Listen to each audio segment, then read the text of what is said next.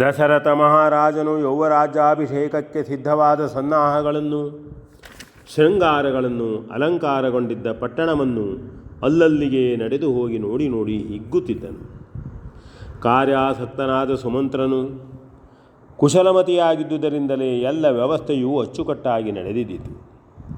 ಬರಬೇಕಾದವರನ್ನು ಅತ್ಯಂತ ಶೀಘ್ರವಾಗಿಯೇ ಬರೆಸಿಕೊಂಡು ದೂರದವರನ್ನು ದೂತರನ್ನಟ್ಟಿ ಕರೆಯಿಸಿಕೊಳ್ಳುವ ವ್ಯವಸ್ಥೆಯನ್ನೂ ಮಾಡಿದ್ದನು. ಕೇಕೆಯ ದೇಶಕ್ಕೆ ದೂತರನ್ನು ಕಳಿಸುವ ಕುರಿತು ಪ್ರತ್ಯೇಕವಾದ ಮಂತ್ರಾಲೋಚನೆಯು ನಡೆದು ಅದು ಬೇಡವೆಂದೇ ತೀರ್ಮಾನವಾಯಿತು. ಸುಮಂತ್ರನು ಉದ್ದೇಶಪೂರ್ವಕವಾಗಿಯೇ ಮಿಥಿಲೆಗೂ ದೂತರನ್ನು ಕಳುಹಿಸಿರಲಿಲ್ಲ. ಆ ಎರಡು ಪಟ್ಟಣಗಳೂ ಬಹಳ ದೂರದಲ್ಲಿದ್ದವು.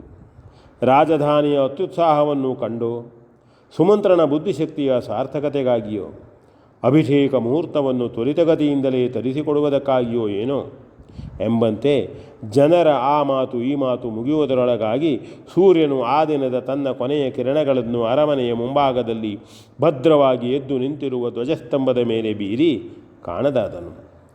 ದಶರಥನು ಅಂದು ಕಾಣಬೇಕಾದವರನ್ನೆಲ್ಲ ಕಂಡು ಸೀತಾರಾಮರ ಜೊತೆಯಲ್ಲಿ ಕೌಸಲ್ಯಾದೇವಿಯು ಸಂಜೆಯ ಹೊತ್ತಿಗೆ ಕುಲದೇವತಾ ಪ್ರಾರ್ಥನೆ ಮಾಡುತ್ತಿದ್ದುದನ್ನು ದೂರದಿಂದಲೇ ನೋಡಿ ಮೈಮರೆಯುವಷ್ಟು ಆನಂದ ಹೊಂದಿದನು. ಪತ್ನಿ ಸಹಿತನಾದ ಶ್ರೀರಾಮನು ಶುಭ್ರಾಂಬರವನ್ನು ಧರಿಸಿ ಮಂದಾರ ಹಾರಾಲಂಕೃತವಾದ ಐರಾವತವು ಕ್ಷೀರಾಬ್ದಿಯ ತಡಿಯಲ್ಲಿ ನಿಂತಂತೆ ಒಪ್ಪಿದ್ದನು. ಸ್ವಭಾವ ಸಹಜವಾದ ಸೌಂದರ್ಯದಿಂದೊಪ್ಪುತ್ತಿದ್ದ ಸೀತಾದೇವಿಯು ತನ್ನ ಪತಿಯ ಒತ್ತಿನಲ್ಲಿ ಶ್ರೀಹರಿಯ ವಕ್ಷಸ್ಥಲವನ್ನು ಸೇರಿ ರಂಜಿಸುವ ಕೌಸ್ತುಭದಂತೆ ಮಿನುಗುತ್ತಿದ್ದಳು. ಕೌಸಲ್ಯಾದೇವಿಯು ಹೊಳೆಯುವ ಶ್ವೇತಾಂಬರವನ್ನು ಸುತ್ತಿದ್ದಳು. ಇಳಿದು ಹರಡಿದ್ದ ನೊರೆಯಂತಹ ಅವಳ ತಲೆಯ ಕೂದಲ ರಾಶಿಯು ಮಲ್ಲಿಗೆಯ ಮಾಲೆಯನ್ನೇ ಇಳಿಯಬಿಟ್ಟಂತೆ ಕಂಗೊಳಿಸುತ್ತಿತ್ತು. ಮುಚ್ಚೆಯೇ ಹೊದೆದಿದ್ದ ಆಕೆಯ ತುದಿ ಸೆರಗಿನ ಅಂಚು ಇಳಿಯೊತ್ತಿನ ಪಶ್ಚಿಮ ದಿಗಂತದಂತೆ ಶೋಭಿಸುತ್ತಿತ್ತು. ಮಹಾರಾಜನು ಸುಮನೋಹರವಾದ ಆ ನೋಟವನ್ನು ನಿಂತಲ್ಲೇ ನಿಂತು ಕ್ಷಣಕಾಲ ದಿಟ್ಟಿಸಿದನು. ಆನಂದದ ಉದ್ವೇಗವು ಮೇರೆ ಮೀರಿತು. ಅವನು ಯಾರಿದ್ದಾರೆ, ಎಲ್ಲಿ ಎಂಬುದರ ಗೊಡವೆಯೇ ಇಲ್ಲದೆ ಓ ನನ್ನ ರಾಣಿ ಎಂದು ಸೀತಾರಾಮರ ಸಮಕ್ಷವೇ ಓಡಿಬಂದು ಕೌಸಲ್ಯೆಯನ್ನು ಒಪ್ಪಿಕೊಂಡನು. ಸೀತೆಯು ಶ್ರೀರಾಮನ ಮುಖವನ್ನೊಮ್ಮೆ ನೋಡಿ ಸೂಸಿದ್ದ ಮುಗುಳುನಗೆಯನ್ನು ತುಟಿಯಿಂದ ಮುಚ್ಚಿಕೊಂಡಳು. ಶ್ರೀರಾಮನು ಸೀತೆಯ ಮುಖವನ್ನು ನೋಡಿ ಅದೇ ಭಾವವನ್ನು ಹಿಂದೆ ಸಲ್ಲಿಸಿದನು. ಕೌಸಲ್ಯೆಯು ಅನಿರೀಕ್ಷಿತವಾದ ತನ್ನರಸನ ಈ ಕೃತ್ಯದಿಂದ ಸಕೇದಾನಂದವನ್ನು ಹೊಂದಿ ನಾಚಿ ತಲೆ ತಗ್ಗಿಸಿದಳು. ದಶರಥನು ತಾನೆಸಗಿದ ಕೃತ್ಯದಿಂದ ಯಾರ ಮುಖವನ್ನೂ ನೋಡಲಾರದೆ ತಲೆಯನ್ನು ತಗ್ಗಿಸಿದನು. ಶ್ರೀರಾಮ ಸೀತೆಯರು ಎದ್ದು ನೀರವವಾಗಿ ತಮ್ಮ ಅರಮನೆಯತ್ತ ತಿರುಗಿದರು. ಕ್ರಮಿಸುತ್ತಾ ಶ್ರೀರಾಮನು, ಯಾಕೆ ಹೀಗಾಯಿತು? ಜನಕನು ಅತ್ಯಾನಂದದ ಪರವಶತೆಯಿಂದಲೇ ಹೀಗೆ ಮಾಡಿರಬಹುದು. ಆದರೆ ತಾಯಿಯ ಪ್ರಾರ್ಥನೆಯು ಪೂರ್ಣಗೊಳ್ಳುವ ಮೊದಲೇ ಅದು ತಂದೆಯಿಂದ ಭಂಗಗೊಂಡಂತಾಯಿತಲ್ಲ ಎಂದು ಅದನ್ನೇ ಎಣಿಸಿಕೊಳ್ಳುತ್ತಾ ಮುಂದೆ ಸಾಗಿದನು. ವೃದ್ಧ ದಂಪತಿಗಳು ಒಬ್ಬರ ಮುಖವನ್ನೊಬ್ಬರು ನೋಡುವುದಕ್ಕೆ ನಾಚಿ ಅಲ್ಲಿ ನಿಲ್ಲಲಾರದೆ ಬೇರೆ ಬೇರೆ ಕಡೆ ಮುಖ ಮಾಡಿ ಹೊರಟು ಹೋದರು. ಸಮೀಪದಲ್ಲಿದ್ದ ದಾಸಿಯರು ಅಲ್ಲಿಯವರೆಗೂ ತಡೆದು ಹಿಡಿದಿದ್ದ ನಗುವನ್ನು ಮತ್ತೆ ತಡೆಯಲಾರದೆ ಬಿದ್ದು ಬಿದ್ದು ನಗತೊಡಗಿದರು. ದಶರಥನು ಕದಡಿದ್ದ ತನ್ನ ಮನಸ್ಸನ್ನು ಸರಿಪಡಿಸಿಕೊಳ್ಳುವುದಕ್ಕಾಗಿ ಉದ್ಯಾನಕ್ಕೆ ತೆರಳಿದನು.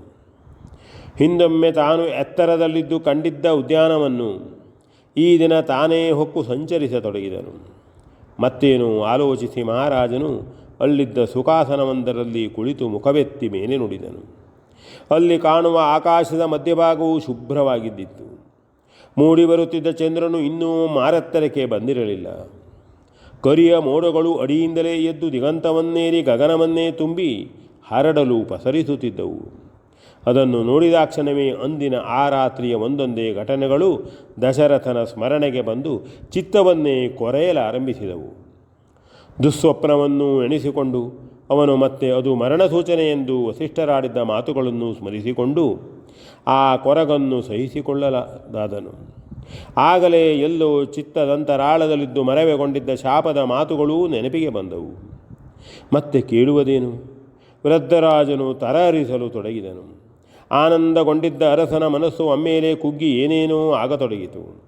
ಆದರೆ ಮಕ್ಕಳಿಲ್ಲದಾಗ ಮರಣವು ಬರಲಿ ಎಂಬ ಶಾಪವನ್ನೇ ಮತ್ತೊಮ್ಮೆ ಎಣಿಸಿಕೊಂಡಂತೆ ಮಕ್ಕಳ ಜತೆಯಲ್ಲಿಯೇ ಇದ್ದು ಆಯುಷ್ಯವನ್ನು ಹೆಚ್ಚಿಸಿಕೊಳ್ಳಬಹುದೆಂಬ ಆಸೆಯೂ ಮತ್ತೊಂದು ಕಡೆಯಿಂದ ಅಂಕುರಿಸಿತು. 4 ಮಂದಿ ಮಕ್ಕಳನ್ನು ಪಡೆದಿರುವುದರಿಂದ ತನ್ನ ಈ ಆಸೆಯು ಸರ್ವಥಾ ಭಂಗಗೊಳ್ಳಲಾರದೆಂದು ಶಾಪವು ಒಂದು ವಿಧದ ಅನುಕೂಲವೇ ಆಯಿತೆಂದು ಎಣಿಸಿಕೊಂಡು ಹಾಗೆಯೇ ಅದನ್ನು ನಂಬಿ ಧೈರ್ಯವನ್ನು ತಳೆಯತೊಡಗಿದನು.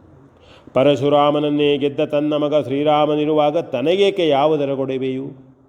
ನಾಳೆಯೇ ಅವನನ್ನು ಯುವರಾಜನನ್ನಾಗಿ ಮಾಡಿ ರಾಜ್ಯ ಸಂರಕ್ಷಣೆಯಂತೆಯೇ ತನ್ನ ಜೀವ ಸಂರಕ್ಷಣೆಯನ್ನು ಅವನಿಗೆ ವಹಿಸಿಕೊಟ್ಟು ನೆಮ್ಮದಿಯಿಂದ ಕಾಲ ಕಳೆಯೋಣವೆಂದು ಆ ವೃದ್ಧರಾಜನು ನಿರ್ಧರಿಸಿದನು. ಅಷ್ಟರಲ್ಲಿ ಸ್ವಲ್ಪ ಹೊತ್ತಿನ ಮೊದಲು ಶ್ರೀರಾಮನಿರುವಾಗಲೇ ತಾನು ಗೈದಿದ್ದ ಅಕಾರ್ಯದ ನೆನಪಾಯಿತು. ಮತ್ತೆ ಅವನಿಗೆ ಅಲ್ಲಿಯೂ ಕುಳಿತುಕೊಳ್ಳಲಾಗಲಿಲ್ಲ. ಯಾವುದನ್ನು ಉದ್ಯಾನಕ್ಕೆ ಹೋಗಿ ಕಳೆಯೋಣವೆಂದಿದ್ದನೋ ಅದನ್ನೇ ಅವರೊಂದಿಗೂ ಮತ್ತೆಯೂ ಕೆಲವನ್ನು ಸೇರಿಸಿಕೊಂಡು ಹೊರಡುವಂತಾಯಿತು. ಹಾಗೆಯೇ ಹೊರಟವನೇ ಅಂತಃಪುರಾಭಿಮುಖವಾಗಿ ನಡೆದನು. ಆಗ ಒಮ್ಮೆಲೇ ಕೈಕೇಯಿಯ ನೆನಪಾಯಿತು. V N Bhagavata Baraballi.